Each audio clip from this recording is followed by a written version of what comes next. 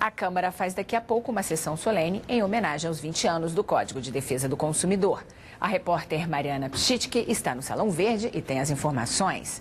Mariana, o que mudou nas relações de consumo nesses 20 anos de vigência do Código? Adriana, para especialistas, o principal mérito do Código de Defesa do Consumidor é melhorar, dar mais equilíbrio às relações entre quem compra e quem vende ou fabrica o produto ou ainda fornece o serviço. Vou conversar com o deputado Cláudio Cajado, que é presidente da Comissão de Defesa do Consumidor da Câmara e que propôs essa sessão solene. Deputado, que balanço o senhor faz desses 20 anos? Olha, são conquistas muito importantes para a sociedade brasileira.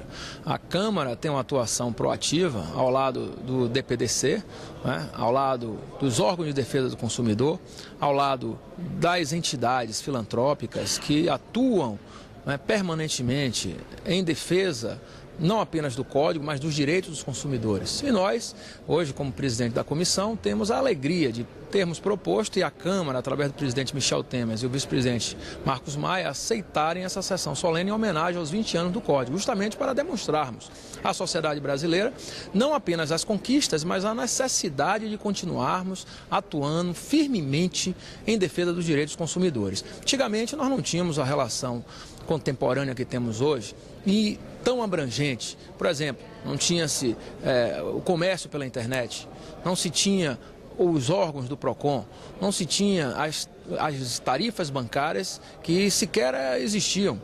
Hoje não, a relação é muito mais abrangente, muito mais complexa e nós temos que permanentemente defender o Código e, por incrível que pareça, há 20 anos atrás ele continua atual.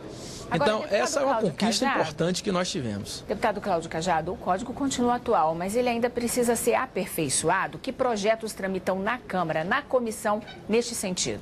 Não, na verdade, nós hesitamos um pouco em fazermos mudanças no Código, não é?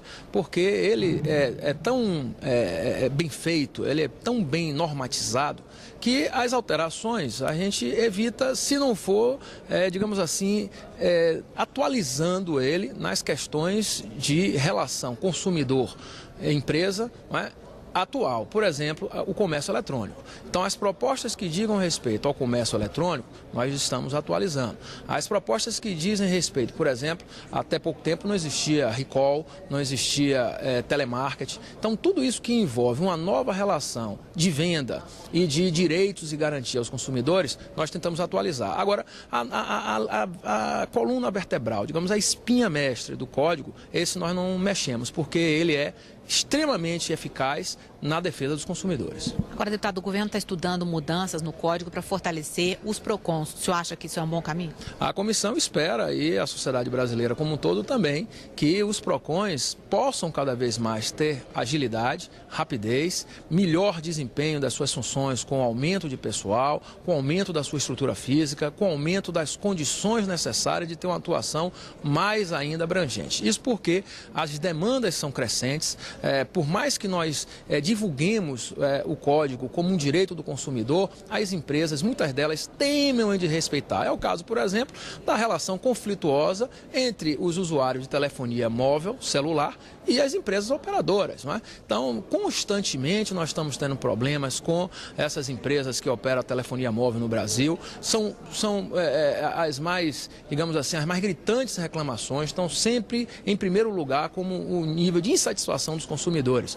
E nós precisamos permanentemente estar fazendo com que essas empresas sejam chamadas. E os PROCONs têm uma atuação importantíssima na defesa do consumidor e na aplicação de multas, nas demandas judiciais, para vermos se nós conseguimos pelo menos fazer com que haja um respeito do que o Código determina. Como também algumas empresas aéreas temam muito. Agora nós estamos nessa semana com um problema aí com a TAM, que foi proibida pela ANAC de poder vender as suas passagens, e as reclamações, se você puxar pelo DPDC e pela própria Comissão de Defesa do Consumidor, nós veremos são as campeãs de reclamação, são as empresas aéreas de telefonia móvel. Agora, deputado Cláudio Cajado, o consumidor está mais consciente, ele está aprendendo que realmente ele tem os direitos e ele tem que reclamar?